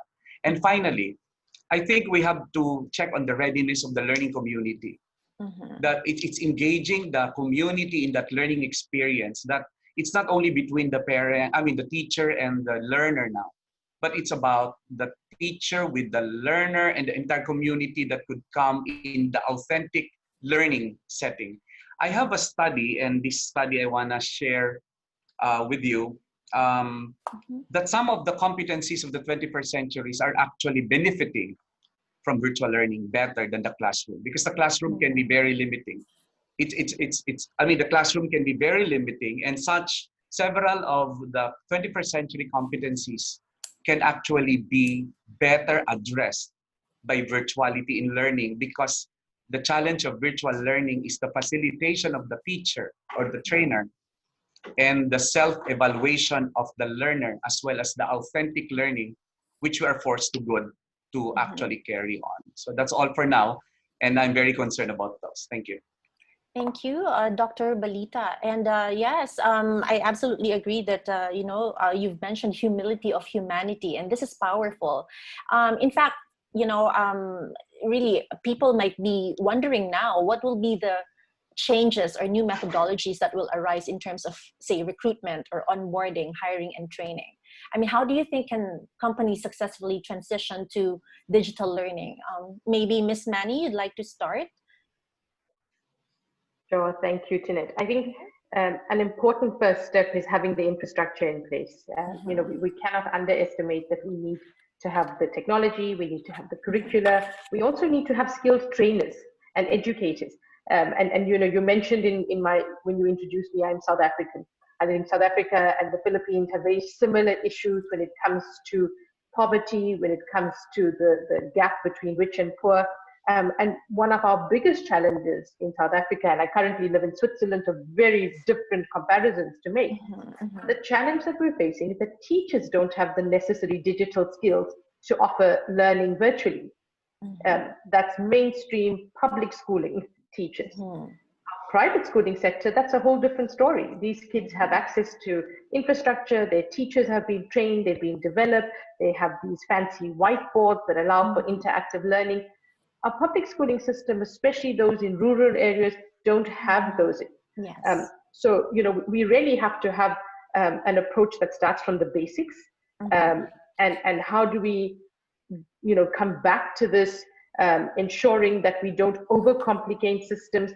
Yesterday, I mentioned Microsoft. I had a chat with Microsoft, and they were partnered to UNICEF in the Skills Passport approach. And in fact, what they said was they had to make sure that these systems are accessible, easy to understand for learners and for teachers, because it's really about ensuring that we break down that divide, because the digital divide is growing, unfortunately, through COVID.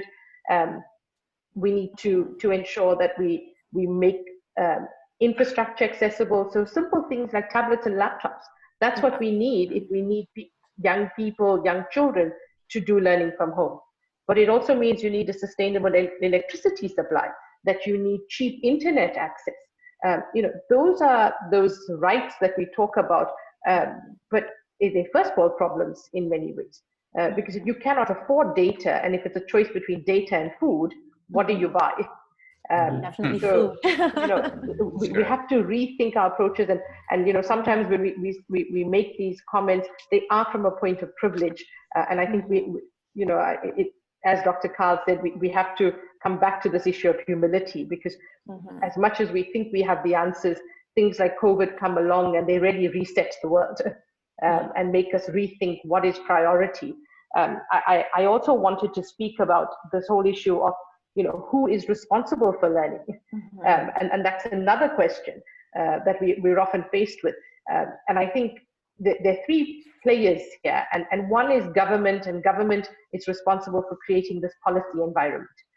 One of my big challenges in the work I do is that we find governments, although well-intentioned, can create so much bureaucracy that we cannot get to deliver and implement on the policy as intended. So how do we simplify our policy regime? The other issue, particularly because we're speaking to ECOP and GAN's work is with the private sector, what is the role of employers in terms of managing and delivering learning? And for me, the important thing is that employers must create the enabling environment. You have to create access to learning opportunity. You have to give employees access to the system. I'm sure many of us will remember years ago when we started working and the internet arrived, employers didn't want you to be on the internet because it took away time from work. So lots of firewalls came in and you weren't allowed to access Google. And I feel really old saying this, but it was 15 years ago. And I know there's still companies that do that. They don't want you surfing the net. But if that's where you can access learning content, they should create opportunities for that learning. And then the third player in this pyramid or circle or triangle is the individual. We are responsible equally for driving our own learning. We can't have it forced on us. We need to, as Jos was saying, if we have to start something at 9 o'clock, we must be on time. We must be active, we must be present, we must be engaged, because the learning process has to be internalized by the individual. No one can force us to learn. So how do we as individuals buy into this need? And we talk about lifelong learning as one of the resiliency measures to adapt to the future of work. But an employer can't force learning on you. The state can't force it. Yes, fine, in general schooling, the state can insist that schooling is compulsory. But you as the individual have to have this passion and culture of learning. So I think those are some of the areas that we need to work on. I've been putting some resources up into the chat because I think what's also useful is there are free resources, especially for smaller businesses who want to skill up, but can't necessarily afford to invest in learning material and platforms, etc. Access the free learning. I put up a project from Microsoft that they've made available globally at the moment. They want to train at least 25 million people in the top 10 tech jobs. They've made this resource available for free and includes the foundational skills, the soft skills, and the technical skills, and they've added some certifications onto that. These opportunities are out there. We need to access it. But organizations like ourselves have a responsibility to amplify and advocate for these resources, because I think that's the only way we're going to get through the current disruption and grow the learning approach. That's brilliant. Thank you very much, Ms. Manny. And as you've mentioned, we should not overcomplicate things, that we should just go with the basics. And then there are 3 pillars of responsibility. That would be the government, the employers, and the individuals. Thank you very much for that. And this actually brings me to a question addressed to Mr. Yos. So because companies were principally used to face-to-face training workshops in the past, pre-COVID, and with the crisis at hand, everybody was forced to quickly digitalize training services. How do you think can we ensure that these online trainings are sustainable and of high quality? Yeah, thank you very much for a very interesting question. We are all at the start, I should say, of a new development in learning and development, which means that one thing might have been changed. Although some employers still stop training investments now because they say it's only costing money, but like Mr. Moya said, Roland Moya, those who are not fast, they will lose, you know. So you have to be quick, and you have to be quick to upgrade the human asset all the time. Now, the question is, how can you make this sustainable? We should find out together, that's one thing. But the first essential thing is that companies should never stop doing efforts in training. Now, when they are forced to change from face-to-face training to digital training, they should try to work together and to find out what works and what does not work. Let me give you one example of a Belgian professor I know very well. A few years ago, there was this hype of watching MOOCs, massive open online courses. And you could even, in the Netherlands or in Belgium or wherever you were, you could just follow a recorded presentation of a professor of Harvard University, whatever, you know. He was speaking, this Belgian professor, to a group of 40 employers, and he said, this is the solution, the MOOCs are the solutions. And they all applauded because they said, yes, this is the solution. He said, well, for me, it's bullshit at this moment. They were all disappointed because why? He said, I'm watching soccer for 40 years now, and I'm still not able to play soccer. So he gave the example, which proved to me that you should embed modules you develop on the internet, for example, which are available open as open source. You should embed them in the learning process. And if an employee needs a learning process, he needs somebody who is representing the employer to support him or her to define learning goals. And a part of achieving the learning goals, the learning process, could be to use a module which is available digitally. And this can be recorded already, and you can use it and have access to it. Even small companies who have a high level of expertise in a very small issue, they can deliver modules which you can pick on the internet. But it is only useful if you embed it in a set of learning goals. Now, I should think that if we want to make learning methods sustainable, employers should take their responsibility to contribute to open sources as much as possible, perhaps on a platform which was called Pivot. I guess I have looked for the word Dr. Carl said, the Pivot, which could be the platform delivered by the employers organization, because there should be a kind of coordination. But I all the knowledge which is available in companies, which can be, let's say, hard knowledge and soft skills, whatever, it could be delivered to the world in small modules, which you can embed in a learning process, which should be supported by a learning coach of your own company. Which brings me to this hierarchy thing, which is something else, but a learning coach should be more or less like a peer, you know? You should not be afraid of making mistakes. You should not be afraid of asking questions. You should be on the equal level to, let's say, to grow together. So these are two issues. That is, one, I believe that employers should take their own responsibility and deliver. And second, they should create this learning culture which enables employees to learn all the time. And once this is put in place, you could share it with the regular schooling system. So I know that TVET schools or vet schools are happy when they can get something which has added value. And employers can deliver this because they have up-to-date knowledge and they know about the near future. So when there is what we call boundary crossing between companies at one side and schools at the other side, things will be more smoothly and curricula will be dynamic. They will move together with the developments in labor markets. So this brings things together, according to me at least. Okay, thank you very much for that, Mr. Van Erp. In fact, what you said about employers having that big responsibility to create the learning culture is very, very important. And also providing open sources so that the employees will have access and they're not struggling with big, complicated modules. Rather, small modules are more powerful in that sense. So thank you very much. And well, now let's take a look at the role of the government. And maybe this is for Ms. Basilote, because the government regulations on the national and local levels shuttered actually businesses deemed non-essential, causing a freeze in hiring and general recruitment activities. What steps can the government, the private sector, and PBED make to bring back job opportunities to those who have been laid off? And how do you think can companies empower? It's such a difficult question. You should have just asked me an education question. No, but I think that, well, I don't want to preempt the government's recovery, because they have this whole, program of T3, test, treat, trace.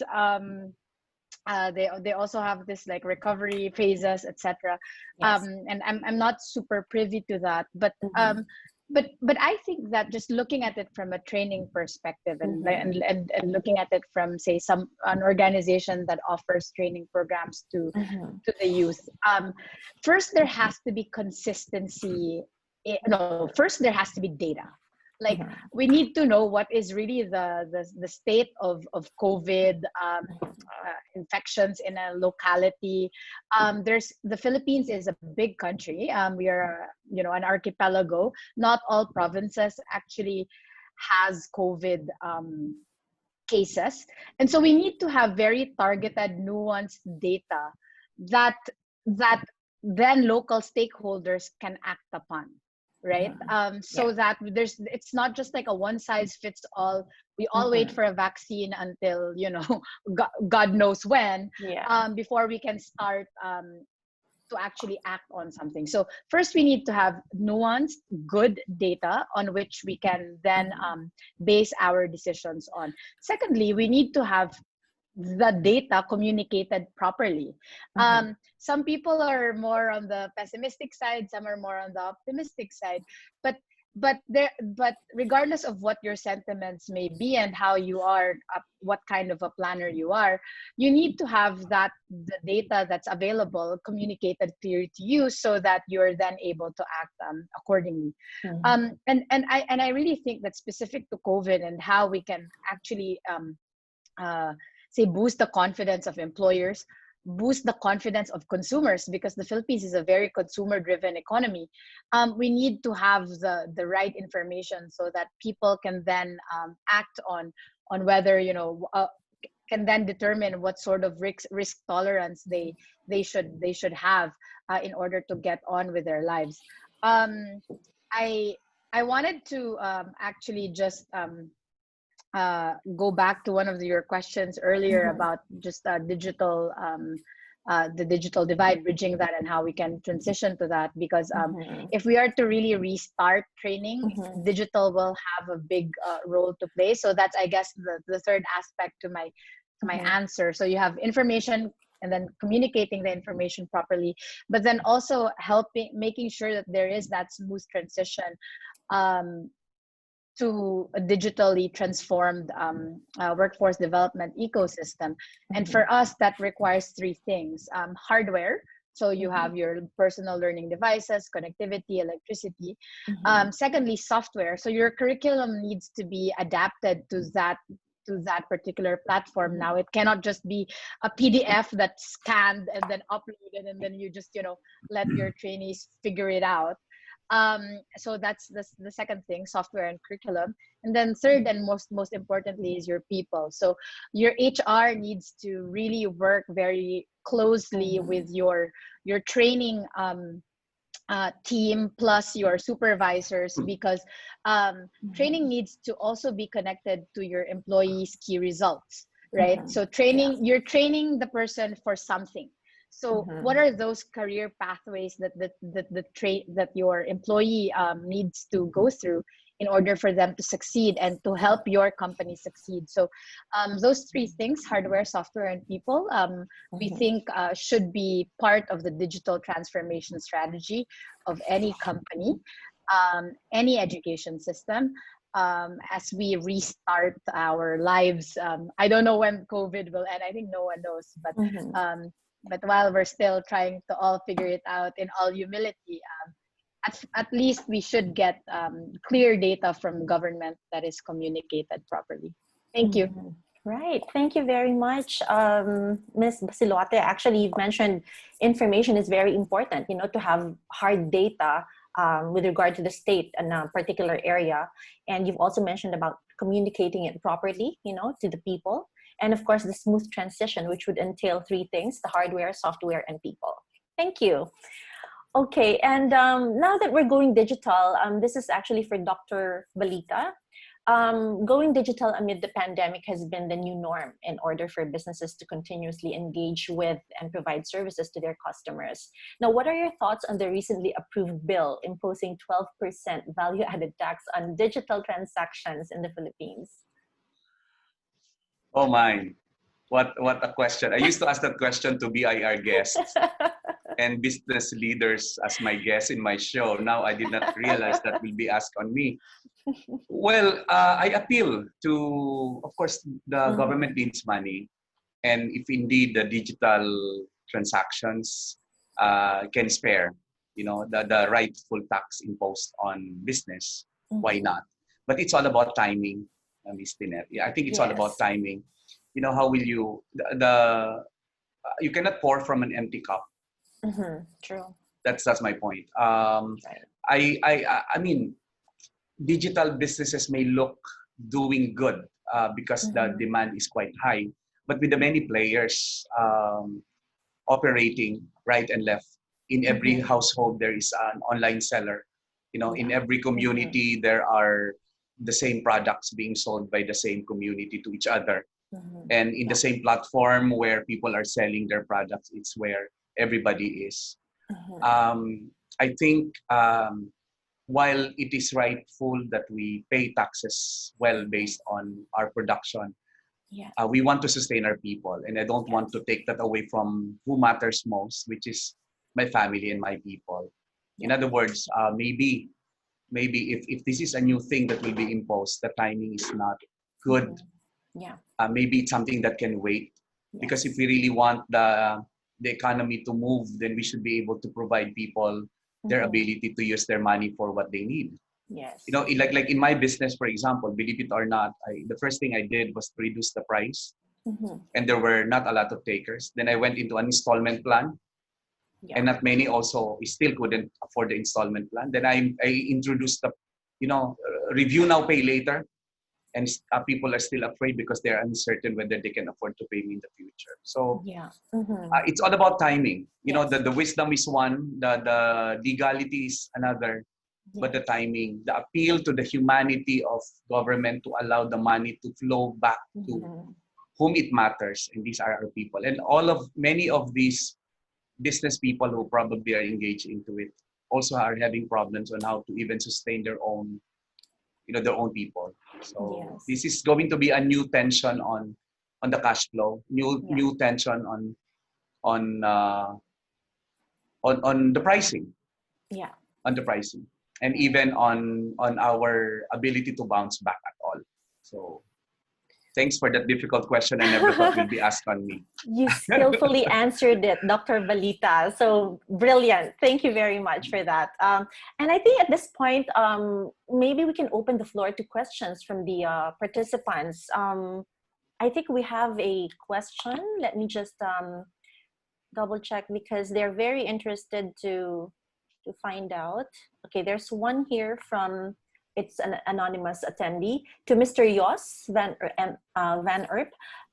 You mentioned something about hierarchy and how it is absent in the workplace in the Netherlands. However, in the Philippines, employees might be seen as disrespectful when they question their employer. How do we, as millennial employees, go about this? Right, thank you very much for this important question. An interesting question. Hierarchy has, to a high extent, to do with culture. And if you've grown in a culture for a long time, in the Netherlands, it has disappeared partly for a long time. And I have been studying the reason why we do not have that much hierarchy.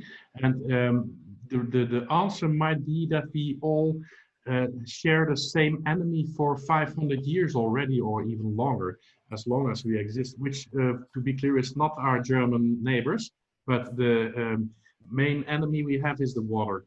And either you're an employee or an employer, or you're important and rich, or you're not important and poor, we all have to fight the water every day, which is the water from the sea, which we have to stop with dikes, and the water from the big rivers, which can inundate our country at every moment. So we first have to fight our common enemy before we can divide tasks. And we think that that basically formed our culture, not to have that much hierarchy. Not having that much hierarchy does not mean that somebody has the end responsibility for the company's performance. But at the other hand, we are used to discuss with our supervisors. We call them with their first name after 2 days, We are used to discuss and find the best solution to a problem, or to discuss together and find the causes for a problem and try to solve it. Now, if you're living in a culture, which I know very well, where hierarchy plays a big role and people are modest, I like to recall the words which have been said by Dr. Carl. That is that, and I took some notes, we learned, where did I take the note? The humility of humanity. And the same could be there for employers, that is to be a humble employer. And this is a big step for an employer, to be humble. But humbleness means to me that you can open your heart and your door to have other people ask questions. Now, if we translate this, if we focus it only on learning and development, and so skills development, it could be a very, very good signal of the employer to encourage employees to design their own learning process, which starts with the point at the horizon. What do I want to achieve? And I want to achieve full employability at any moment. I want to achieve the ability to develop my competencies in relation to what I like, but especially to what the company and the sector needs. So the employee has to know what is the future development as far as employers know. So employers should be open in their labor market information. They should be open, communicate openly, excuse me, on their expectations of the changing competence needs, and they should appoint, for example, learning coaches in the company to which employees can address. And I'm a strong believer in the equal level of discussing. So you, as an employee, you should be able to find some peer people at the same hierarchical level without being afraid or being afraid of not showing respect. You just ask questions and you have the right to have them answered. So I strongly think that employers and employees basically they share the same goal, that is to have the company survive and grow, and they should do that together. And in order to make disappear a part only of hierarchy, not by losing the end responsibility of the performance of the company, but it should be a matter of enabling people to learn, enabling people to know what they should learn, perhaps how they should learn, and to do this, to travel together to the future. So that basically is what could be a first step to open the door in your heart. Jeanette, could I come in on that as well? Sure. Miss Manny, actually, we got a note from Miss Basilote first. Is that right? Miss Basilote, and then we'll come to Miss Manny. Thank you. Sure, no worries. Oh, yeah. Hi. I just wanted to add. Thank you, Yos, for that. And I like that you mentioned employers, because actually, especially now that full disclosure, I'm a millennial, so I'm a millennial employer. So it's I guess I see both worlds, right? And especially now that we're all working remotely, trust is such a big issue now. And really, even if you are high up in the hierarchy, you can't do it the way we used to do it before, where like you're the boss, you're breathing down the necks of your employees, with seeing whether they're doing their jobs or not. So I think that both on the employer side and the employee side, trust building should be one of the things that we all need to work on now, especially with the way we are trying to adapt to this work from home situation. So I guess that's my number one advice to the person who asked that question. Try to work with your employer so that there's greater trust between employer and employee, rather than fixating on what sort of hierarchy or non-hierarchy would be more workable in your company. Thank you. No, thank you, Ms. Basilote. Actually, it was good because you could see both sides of the picture, being a millennial employer yourself. So thank you for that. Ms. Manny, would you like to share something with us? Thank you, Jeanette. I think a big issue, and it's an important question. For all of the last few years, we've been talking about the future of work and what it means for the world of work. And I think that the fact is we're experiencing this idea of multi-generational and intergenerational workforces. So it's about all of us adjusting. And I think certainly it's about mutual respect and understanding. So, asking a question should never be seen as flouting authority or bucking the status quo, but it's about understanding your workforce and understanding that there are different needs of the different generations. And I think what was also interesting from the SADECO study that I shared is one of the findings was that there is a need for high IQ and EQ, particularly emotional intelligence, from leadership and management. And I think 75% almost of those interviewed said that they want their managers to demonstrate a leadership style focused on empathy and a supportive attitude. And I think it comes down to that. Do we understand who we are working with? How do we bring issues of mental support and mental health into the discussion so that people are not penalized for questioning?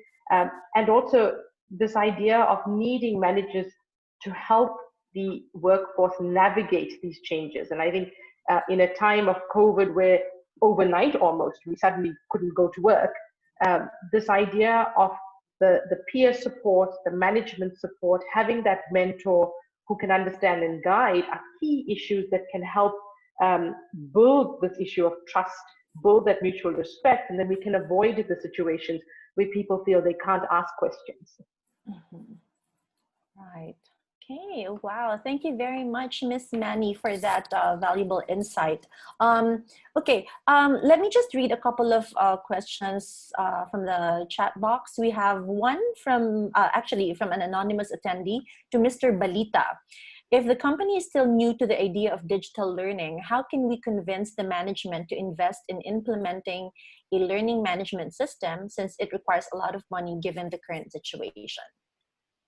Yeah, I have to find out first if my company still has money to even pay for my salary. That's, I mean, very practically speaking. But investing really in technology, especially learning management system, it will be essential. And I think the perfect timing is now, because this is when we are all in the mercy of having to embrace technology as a lifestyle, the use of technology in our lifestyle. My suggestion is to get some champion into it. I did a study on, I'm looking at it, it's just that it's messed up in my file. Like, for example, the teachers, believe it or not, we are spending so much focus on trying to equip the teachers and making them do something they're not comfortable doing yet, like making them do virtual, modules, etc. But you know what we fail to put in the equation is the fact that the learners know it better. In one webinar that I attended where the speakers are the learners, and these are basic education students. Now, if you want this, I'll send you the whole file. And listen to the students talking. The title of the event was Learners Speak, Learners Speak, and Teachers Listen, Education Wins. And I had speakers from all over ASEAN speaking. And one of the speaker, who happens to be my daughter, an incoming grade 11, you know what I was surprised that she mentioned in that conference? She said, don't forget that we know technology. Don't worry about us. Worry about how you will actually deliver those lessons to us, because we're comfortable. I think the discomfort of education is not coming from the learners, the Generation Z and this Alpha generation, who actually are very familiar with the use of technology. Yes. I think the anxiety is coming from those who are hardly adapting to it and realizing the need. And I can empathize with the one who asked the question. Yeah. Because imagine if your boss, if the owner of the company is not into technology, it's very difficult to convince, especially that the rule of business, if I may advise to you, is very simple. Hold your cash, hold on to your cash. That's what we are all doing. True. I mean, if you want me to invest, $500,000 pesos for a learning management system, and my worry is if I can afford to even pay you sometime farther than December, I would probably keep my money and say, hey, let's learn in the best way we can. Yeah. So I think the glass that is half full is also the glass that is half empty. You have to really look into the need and the priorities, and don't just say you want to learn and then you want to learn. And by the way, even in the omni-model model that I advocate for teachers, believe it or not, there are so many free, accessible learning resources that you can create in the virtual world. So you just settle for that. Meantime, if your boss tells you it's not something we can afford for now. Okay, well, thank you very much for that, Dr. Balita. Yes, Miss Basilote, yes. No, I really like what Dr. Carl mentioned. Like, I think whenever we think learning or upskilling within the workplace, we always automatically, as an employee also, think that, we need to invest in infrastructure already. Get this new latest learning management system.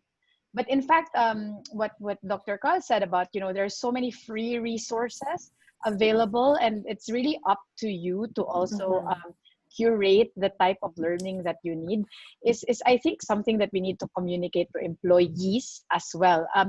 As what Nazreen mentioned earlier, who is responsible for the learning? The third person that she identified was the individual. Right? So it's not just always a technology response. It can just be, looking at the environment, seeing where resources are. And then, para-paraan, right? Discarte, you find the right way to kind of address these things. So, Okay, yes, thank you very much for that. Tinette, Yes, yes, Tinette, if I Dr. may Balita, just, yes. if I may just share, Sure. let's not forget even in whatever level of education we're in, let's not forget the TPAC model. Okay, the TPCAC model. The T is technology competencies, the pedagogical competencies. That's very, very important, and the content. That's right. It's really most of us, even in training, are just so obsessed with content Yes. and so obsessed with technology that we forgot that there is another element in the TPAC model, which is the pedagogical, the pedagogical part of it. Yes. And it's how will that technology even teach? It's something we need to consider. Yes. Something we miss a lot when we're developing training courses. We're just so obsessed with content and outcome, but we forgot about the process where learning actually takes place. And this is actually the most important thing, actually, the method. Thank you very much for that, Dr. Balita. Okay, well, time is actually, it's already, we have been here in the session for almost, yes? Miss Tinette? Yes, sir.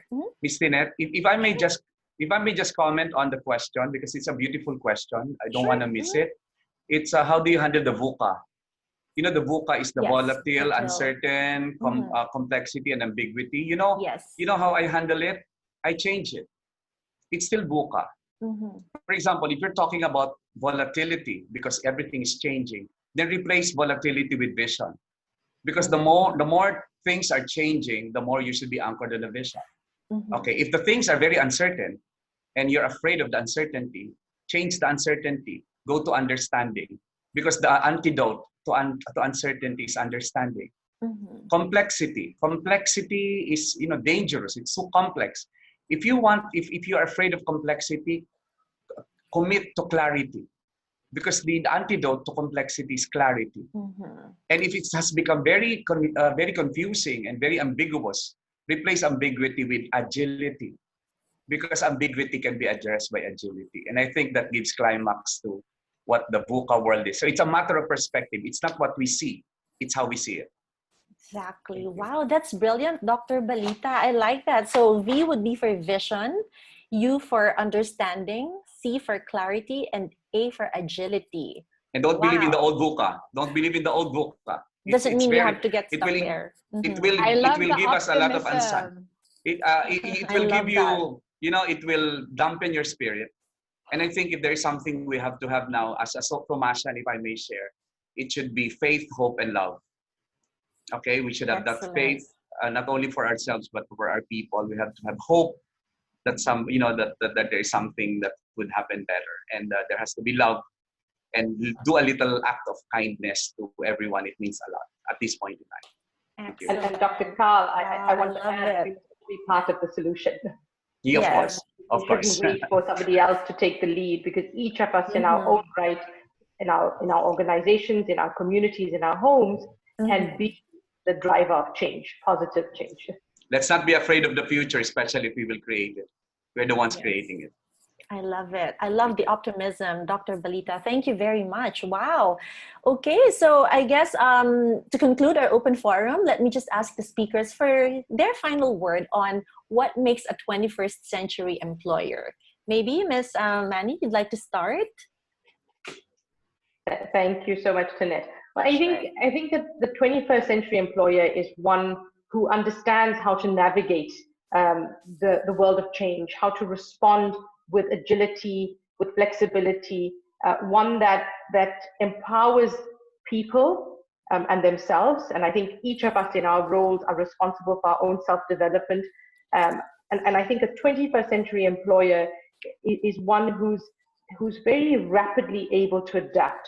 I think the theme for this discussion today and for the ECOP conference was digital, agile, resilient, and the need for that policy framework.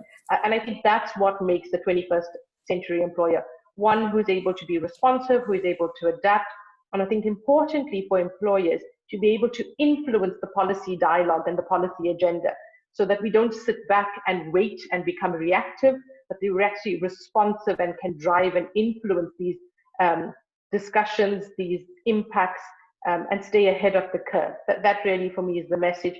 And it cuts across, whether it's the skilling discussion, whether it's driving and growing entrepreneurs, whether it's creating sustainable small business enterprises, and whether it's ensuring that our larger businesses are able to adapt to global shocks and the other issues that face us on a daily basis.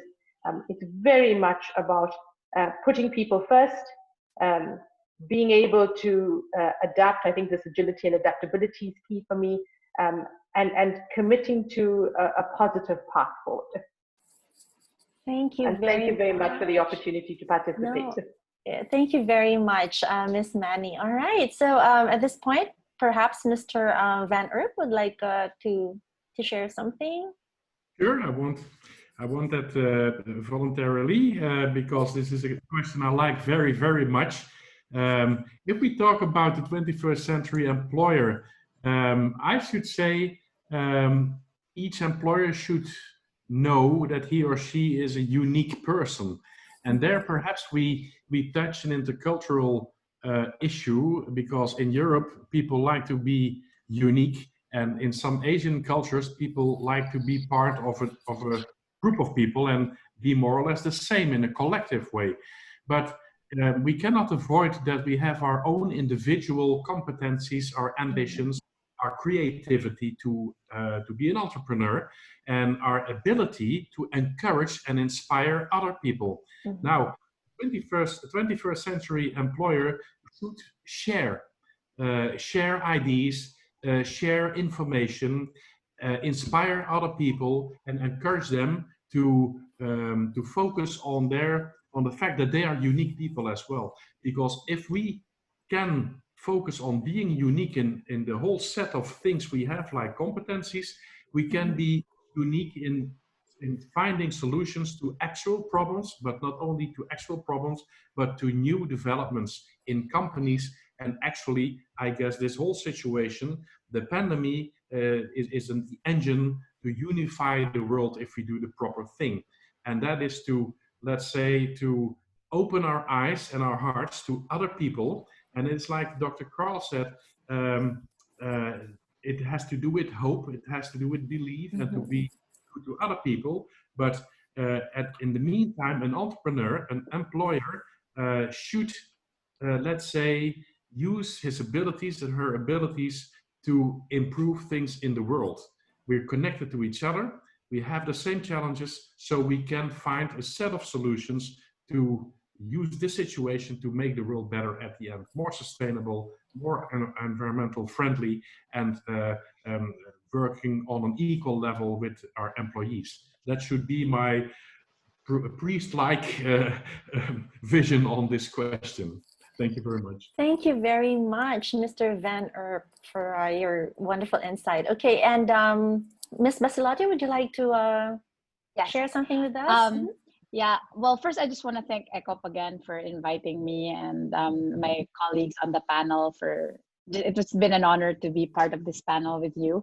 Direct answer to this question, three things. 21st century employer should train their people, but also the future workforce that will help their companies grow. Secondly, 21st century employer should inform and be informed. What are these skills requirements that they need? What sort of policy environment do they need in order for them to thrive? To Nazreen's point, it's not just reacting to whatever government policies there are, but being proactive and really be part of the conversation. And then thirdly, a 21st century employer partners with not just other employers, but with the academia, with government, with other stakeholders, because really you're not alone. The world is more interconnected than we think, and so I firmly believe that a 21st century employer should train, inform, and partner with humility, kindness, and respect. Thank you. Thank you very much, Ms. Basilotte. All right. And of course, the last but not the least, Dr. Balita. Yeah, the 21st century employer should be retrospective, introspective, circumspective, and prospective. I have to be redundant about it. Retrospective because that employer can look back, because the distance by which we can travel forward is only proportionate to the distance by which we can look back. And in this time and age, I think let's not forget those people who brought us where we are, and make sure that they are taken care of in as much as we were taken care by them before. So that's retrospective. Introspective, a 21st century learner can listen to the inner voice within the core, and that values which creates the culture, and where the vision is anchored, should be deepened. And this pandemic, this lockdown, and this quarantine is probably giving us a lot of time to do introspection of what really matters. The third is a circumspective, because purpose is derived not only from within but from the outside, making us realize that we are part of a bigger whole. And by being circumspective, we are able to see what's around us and how we affect as we are affected by what's around us. So we can only do that if we are circumspective. And lastly, prospective. It's when we can make them see the great future that lies ahead. It's the inspiration that we can communicate to these people who are in crisis in the same way we are, who are more afraid probably than we are, and who probably have less resources to fight for what can the future actually bring. But it's the ability of the leader to show that ideal state of the future, which is shared, and which is the vision, and holding on to faith, love, and hope, and doing acts of little kindness to people who matter. So let's not forget, we are not employers unless we have employees. And let's keep them and let's make them happy, because they'll be happier today. Prosperity is what others become because of you. So that's, I think, what we have to remember. Thank you very much. Thank you very much, Dr. Balita. Okay, so ladies and gentlemen, I hope today's session on enhancing entrepreneurship and skills development amidst new work realities has been a source of enlightenment, as the presentations and discussions we listen to are crucial in understanding what it takes to be an agile employer. So we would appreciate it if our participants and our panelists could stay until the end of the program for the final group photo. And I would also like to thank our resource speakers, Ms. Nazreen Mani of GAN Global. Thank you very much. Mr. Jos van Erp of the Dutch Employers Cooperation Program, Ms. Love Basilote of the Philippine Business for Education, and Dr. Cal Balita of the Philippine Chamber of Commerce and Industry. Thank you so much, ladies and gentlemen. ECOP also thanks the following for making the NCE 41 possible: our co-organizers, the Dutch Employers Cooperation Program, or DECP, and the Philippine Exporters Confederation, or PhilExport. Our gold sponsors, the Philippine Chamber of Commerce and Industry, or PCCI, and Waterfront Hotels and Casinos. And of course, our partners, Pag-ibig Fund, Yazaki Torres Manufacturing Incorporated, Toyota Motors Philippines, ICCT Colleges, Global Ferronickel, GME Network, CISIP Gores Valayo, or SGV and Company, Philippine Franchise Association, or PFA, Employees Compensation Commission, or ECC, Occupational Safety and Health Center, or OSHC, Zesto Corporation, and BMERC Corporation. Before the group photo of the participants and resource persons, and before I formally close today's session, please be informed that ECOP is currently conducting a survey on tuberculosis, or TB, with the aim of gauging the capacity of businesses in responding to TB cases in the workplace. ECOP has partnered with the Family Health International, or FHI, Department of Health, the DOH, and Department of Labor and Employment, or the DOLE, on a project aimed at building the capacity of businesses to respond to TB and COVID-19 cases. To access the survey, you may scan the QR code or follow the link shown on the screen right now.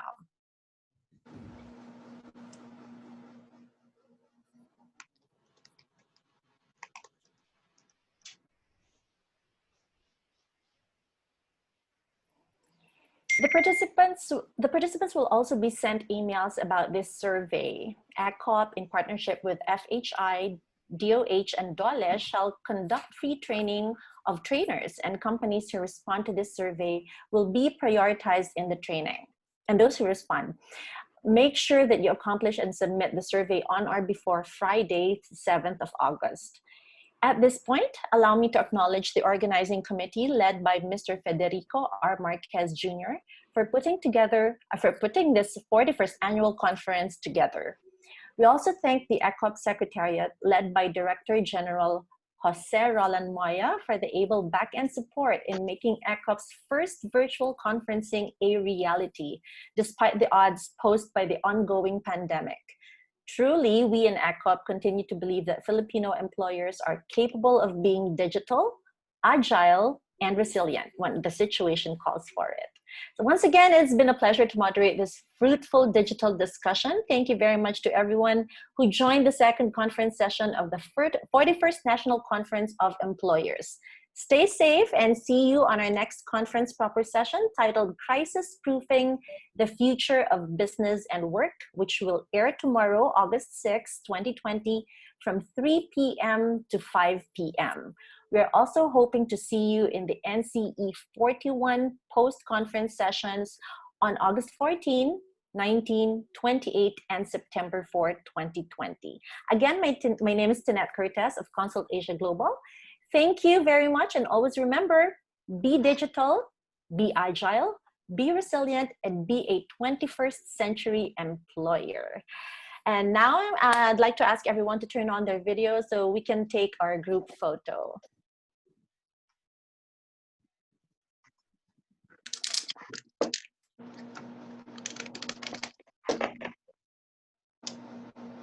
Hi, Freddie. Hi, Anton. Hi, everybody. Hi. And Nazreen. Hi. Thanks for coming. Oh, always a pleasure. Thanks, everyone. Hi, Dr. Phoenix. Hi, Sir Bert. Hi. Okay. Maraming salamat. Hello. Thank you Everyone, very much to all of you. I think everyone is already. Thank you, Lovely, for coming over. Very good session. See you with the old normal. Back to the old normal. Thank you, Lovely. Yes, thank you. Is the photo done na? Hey, Neil, are we done with the photo? I think everyone is already on cam. So on my count, 3, 2, 1, smile. Let's do one more. On my count. Wacky. Jump shot. Yeah. 3, 2, 1. Okay. Thank you, everyone. Thank you. Thank you, everybody. Be safe. Bye. Be safe always. Bye-bye. Bye, Yos.